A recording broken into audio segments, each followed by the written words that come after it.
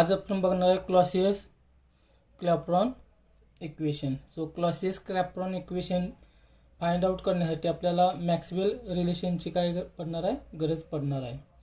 So Maxwell thermodynamic relation मधील first जे Maxwell relation आहे ते आपण या ठिकाणी वापरणार आहे. सो ते काय आहे बघा, मॅक्सवेल्स फर्स्ट रिलेशन. सो ते काय आहे, डो एस अपॉन डो V at constant temperature equal to do P upon डो T at constant value. So हे आपलं मॅक्सवेल फर्स्ट रिलेशन आहे. सो ह्या इक्वेशनला काय करायचं, आपल्या दोन्ही साईडला टीनं काय करायचं, मल्टिप्लाय करायचं. So multiplying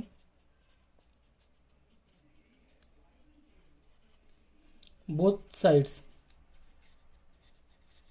bye T we gate.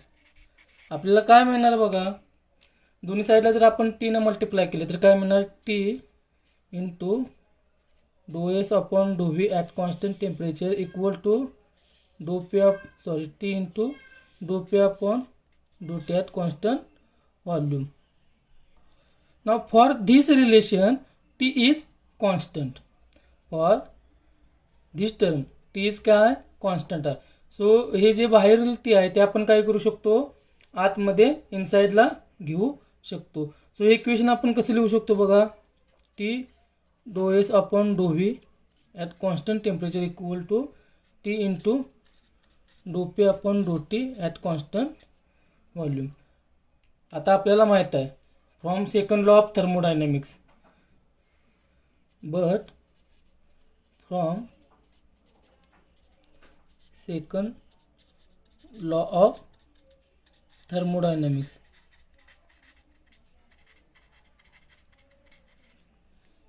काय हो की टी इंटू डो एस इक्वल टू काय असणार आहे, डो क्यू. हे D Q is heat absorbed, म्हणजे amount of heat absorbed is called as D Q. So हे जे वरील इक्वेशन आहे आपण याला काय म्हणू, ए म्हणू. सो इक्वेशन ए बिकम्स ॲज काय होणार, डो क्यू अपॉन डो V at constant temperature equal to T into dou P upon dou T at constant volume.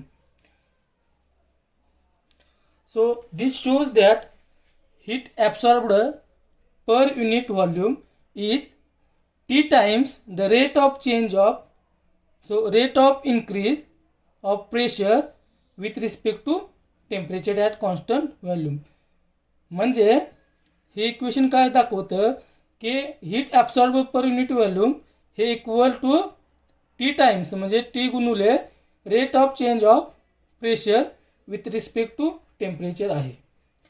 Now suppose we have a system which goes from initial state to final state by absorbing D Q amount of heat and change its volume by do V. Then आपल्याला काय भेटणार आहे, डो Q upon डो V equal to T into डो P upon डो T at constant volume. म्हणजेच का एक सिस्टीम आहे जी इनिशियल स्टेट टू फायनल स्टेटला गेलेली आहे, काय करून, by absorbing D Q amount of heat. आणि D Q amount of heat absorb केल्यामुळे त्यामध्ये काय झालं आहे, चेंज ऑफ व्हॉल्यूम झालेलं आहे. कसं सिस्टीमचं जे व्हॉल्यूम आहे ते डो व्ही इतक्या अमाऊंटनं काय झालेलं आहे, चेंज झालेलं आहे. सो आपल्याला मिळालं इक्वेशन काय, डो क्यू अपॉन डो V equal to T into डो पी अपॉन डो T at constant volume. Now we will consider a phase transition kind situation. Phase transition means एका फेजमधून दुसऱ्या फेजमध्ये काय असणार आहे, ट्रान्झिशन. म्हणजे सॉलिड स्टेट आहे, जे सॉलिड फेज आहे.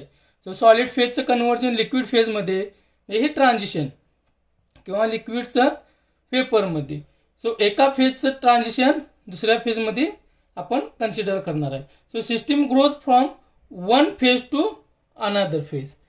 So now let here state 1 and state 2.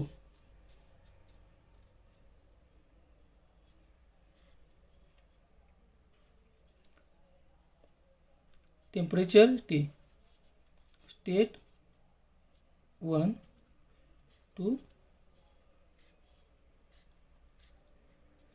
state 2. Now let's take example of boiling of water at a particular temperature, that means 100 degree Celsius, at normal atmospheric pressure. A liquid state of water changes to vapor state. म्हणजे state 1 to state 2. आपण काय consider करणार आहे की या दोन्हीचं temperature काय constant आहे. So temperature phase 1 आणि फेज 2चं टेम्परेचर काय राहिलेलं आहे, कॉन्स्टंट राहिलेलं आहे. तर फक्त ट्रान्झिशन भेटलेलं आहे एका स्टेटचं दुसऱ्या स्टेटमध्ये. सो आपण एक एक्झाम्पल बघत आहोत, ती कोणतं आहे, बॉइलिंग ऑफ वॉटर. म्हणजे 100 डिग्री सेल्सिअसला वॉटर काय होतं, बॉईल होतं. सो वॉटर बॉईल होत असताना त्याचं काय होतं की त्याचं लिक्विड स्टेट आहे, त्याचं कन्व्हर्जन कशामध्ये होतं किंवा ट्रान्झिशन कशामध्ये होतं, वेपर स्टेटमध्ये होत असतं. Now let L is specific latent heat. Let L specific latent heat. So now question is arised here, what is latent heat. म्हणजे latent heat म्हणजे काय नेमकं, what is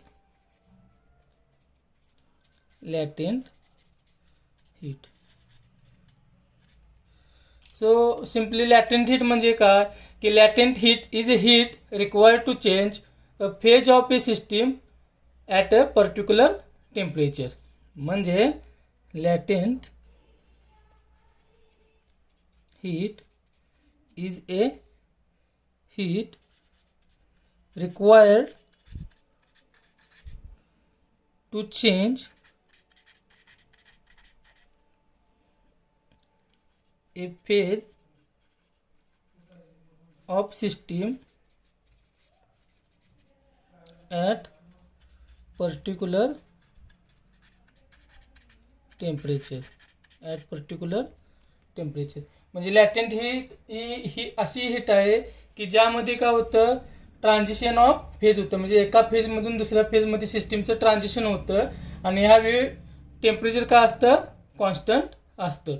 सो अशा हीटला आपण काय म्हणतो, लॅटेंट हीट म्हणतो. Now assume that let assume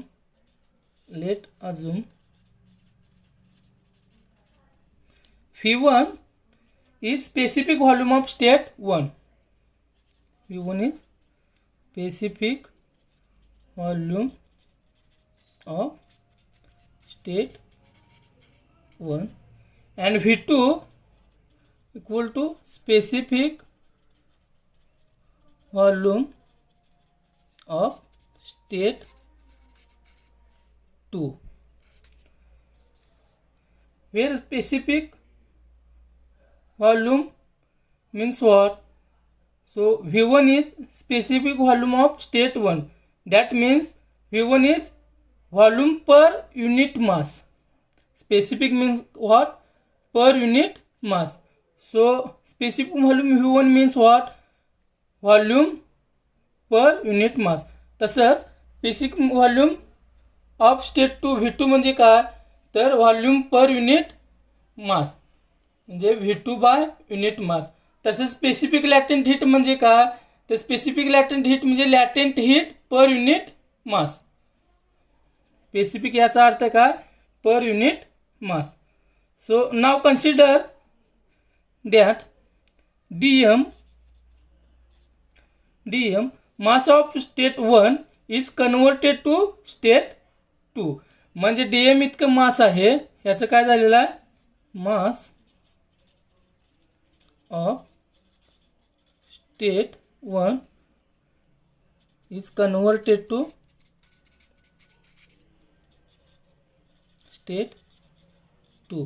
म्हणजे काय, डीएम इतकं मासचं काय झालेलं आहे, स्टेट 1 मधून स्टेट 2 मध्ये जात असताना कन्व्हर्जन झालेलं आहे. That mean dn mass of a phase 1 changes to another phase. Then heat required in this condition dq.